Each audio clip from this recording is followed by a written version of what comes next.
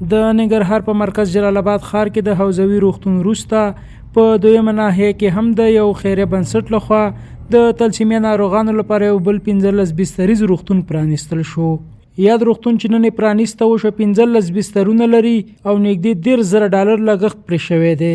دغه روغتیايي مرکز چې د دوستو خیلو خیریه بنسټ لخوا د امیر روغتیا وزارت سره په مشوره جوړ شوی او ټول لګښتونه به د یاد بنسټ لخوا ورکول کیږي. مسؤلین وايي متخصص روغتیا پالان به ورته راوړي او خدمات پکې په بشپړ ډول وړیا دي.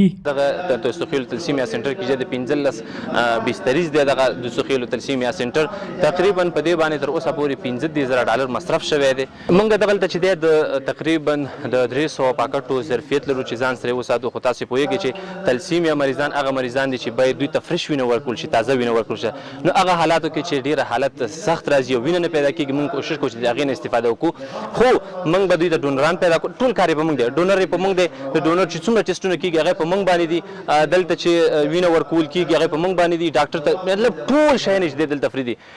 موږ کوشش کوو چې دوی ته کرایم ورکو ورته دلته وته نور سہولتونه موږ رامنځته کړو. دلته چې څومره خدمات دي دا په وړیا شکل باندې کیږي. دغه روغتیايي مرکز پرانیز غونډه کې د امیر روغتیا وزارت د پلان او پالیسۍ معین او د ننګرهار امیر روغتیا رئیس ګډون کړی وو. دوی په خپلو خبرو کې وویل دا په ننګرهار کې د تلیسمیا ناروغانو لپاره دویم روغتیايي مرکز دی چې په دواړو کې په یو وخت نږدې 15 ناروغانو درملنه کېدلی شي.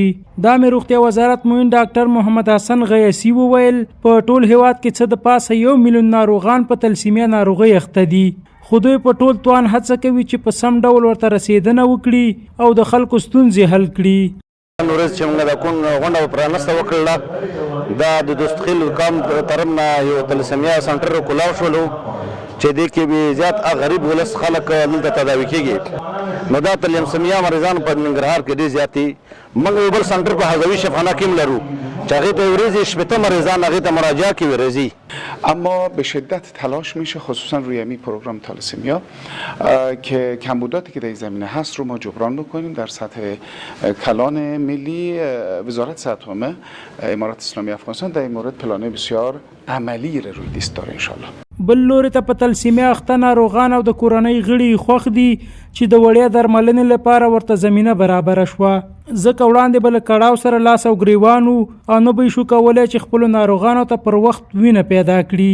ناروغان بیا وایي چې له دې وروسته به ستونزې نه ګالي او د اړتیا وړ درمل او وینه به ورته په اسانۍ ورکول کیږي. خلک د سبایي وځي وایي ودرېږه چې او مړی روزي وګټم او موږ چې سبایي وځي وینې پسې ګرځو او د څلور مریضان ته نور وینه پیدا کېدل ډېر مشکل ده او زمونږ هم ډېره غریبي ده. زه خپله پردی موټر چلوم، بس که درته ووایم چې 2 ورځې پیره کوم او 3 ورځې په شفاخانه کې یم.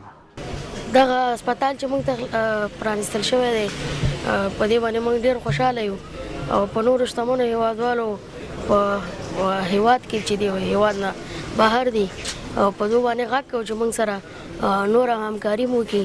هیر دی نوي چې په ننګرهار کې دم ګړی 1,100 کسان په تلیسمیا ناروغۍ اخته دي چې دا ګراف آن له کابل هم لوړ دی. خو د روغتیا برخې مسؤلین ډاډ ورکوي چې ټولو ته به پر وخت خدمات وړاندې کیږي که څه هم یو شمېر ستونزې په دغه برخه کې شتون لري.